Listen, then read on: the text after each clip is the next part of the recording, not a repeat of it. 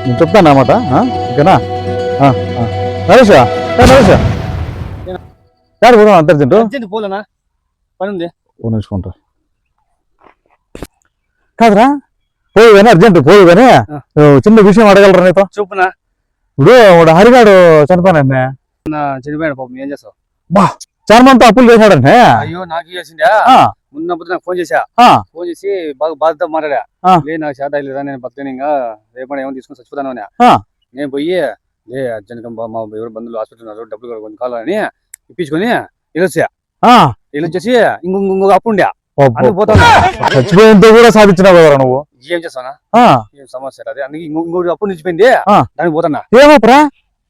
Nadu quarter ఇప్పించింది